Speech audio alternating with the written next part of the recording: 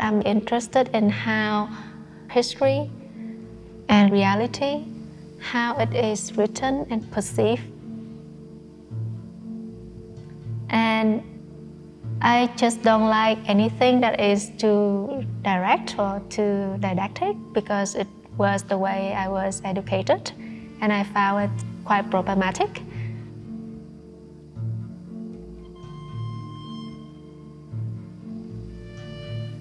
So when I construct the artwork, I want to focus more on how poetry and beauty can work in traumatic situations, but I want to give optimism and hope, an alternative way of looking at these topics. And it's not to repair or to reconstruct anything. It's more about how I perceive these stories and how we can connect better as humans.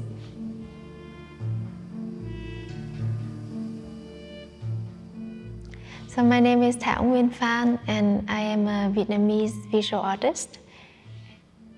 Growing up in a Buddhist family, I have somewhat innocent belief in certain aspect of equality. Even though not everything is equal, there should be an effort or a tendency to treat things equally, with respect and with care. So that's why I tend to focus on mundane and ordinary moments.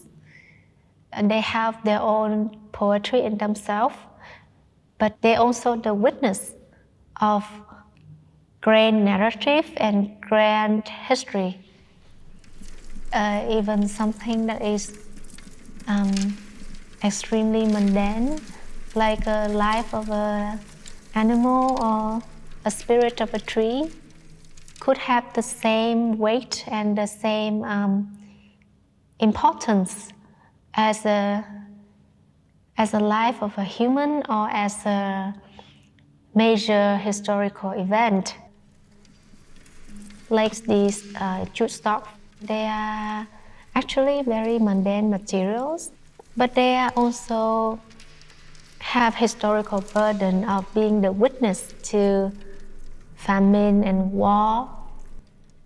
This tension is quite interesting. So as an artist, I want to use artistic medium to explore alternative ways to understand the world or understand the truth in a, let's say, more open or free way. I was originally trained as a painter, and when I came to the Fine Art University in Vietnam, my major was in lacquer painting. Nowadays, I am working in a very broad representation of different materials.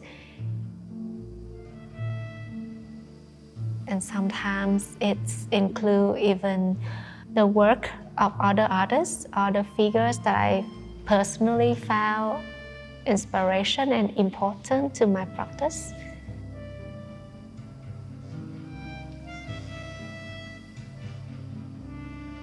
Personally, I'm very interested in the fiction as a concept, but I also interested in the historical or the documentary aspect of fiction.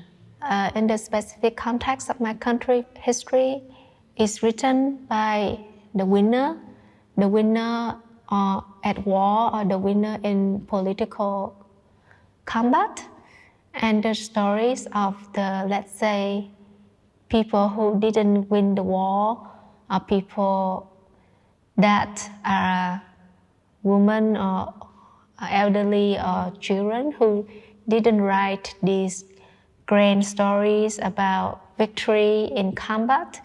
They kept being left out, but still they construct a very rich and thoughtful oral history, or like songs or fables or folklores.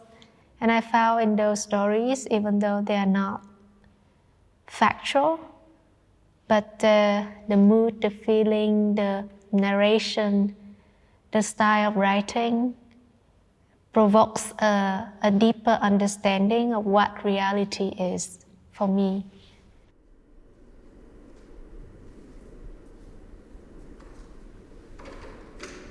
I have a project. It's about the famine in 1945 in the north of Vietnam, and it has like a video part and also a painting and installation part. And in the video part, the way I construct the narrative would be from the oral recordings of famine victims. Chiến tranh nhau thì là nó mới thu mua gạo của dân rồi nó đổ xuống sông, như sông Cầu Đơ đây đấy, mà chính bản thân tôi là cũng là người đã phải ăn cái thứ gạo mà vớt lên của ở dưới cái sông đó. Cái gạo thối ấy, quấy thành bánh đúc rồi thì là ăn trừ bữa. I realized when they tell their stories, they not only mention about the famine, but they also started to share about their life, what they experience, and it's become very broad. But then I also deeply inspired by children's stories. Also a folk tale about a brother and a sister. Brother was hoping to chop a sugar cane to serve his sister, but he accidentally dropped the knife on the head of the sister. So the sister passed out and the brother was so afraid. So he left. And when the sister grew up and she met the brother again, and they accidentally married because they didn't know they were siblings.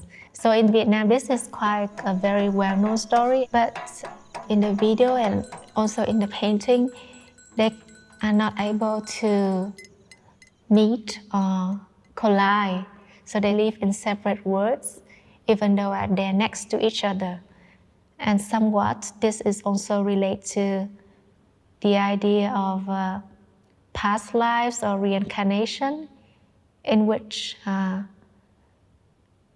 you and I meet in this life because there is a chain of reactions in past life. And the painting tells this story about being so close but not being able to cross over. I'm not interested in film in the traditional sense, like I'm not like a cinema lover, but when I see video art or moving image inside the museum setting, somewhat it really, I just in love with it basically. I think because it's a time-based medium, and a lot of my work have this interest in how we perceive time. From my personal observation, the history in the West are quite linear, and you mark events by the date in the calendar, let's say. But the way I perceive time in the, let's say, Asian context is a little bit different. We perceive time not as linear, but more circular or like tidal, going up and down. Then I think the medium of moving image really represents well this understanding about time not as linear time, because cinema is very linear, but I think most artists moving image, because of its nature in the museum space where you can just come and go, depends on your own wish. It's become very challenging how we perceive time.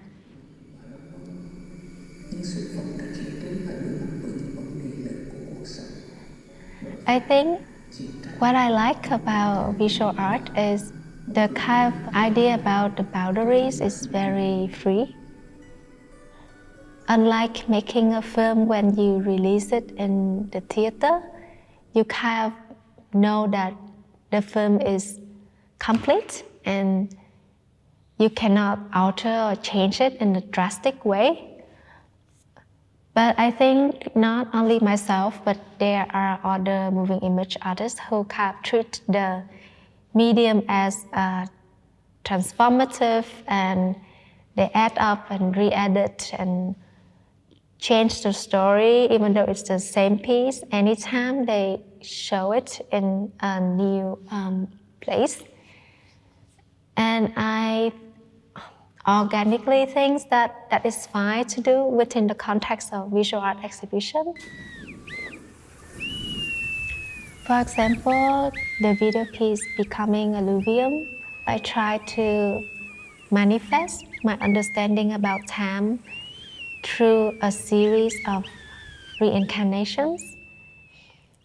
Reincarnations in a literal way, in which the characters in the film transform and reincarnate into different lives.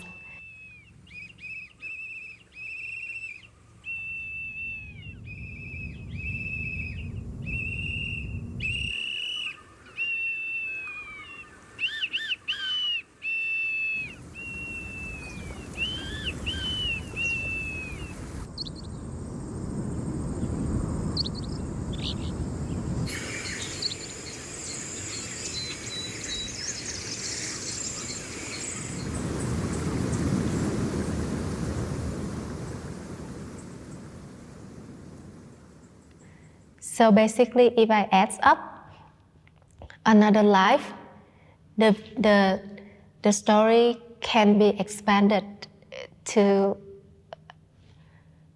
infinite point. So if I add up, if this character transforms into a princess, or this character transforms into a fish, and this character transforms into a tree, it can keep going like that. And I think that is something that the medium of the moving image can provide. And I also think it's helped us to have a better understanding and a better compassion of how we perceive animate or inanimate beings. Because if we remember our past life, if we were a tree, or if we were a fish, we will have a more understanding and compassion with other beings in general. This is what I found quite magical about art making, and maybe the making of moving image is you kind of have the right to use materials that seem so unrelated, but somewhat you find a method to put them together, and hopefully they make sense.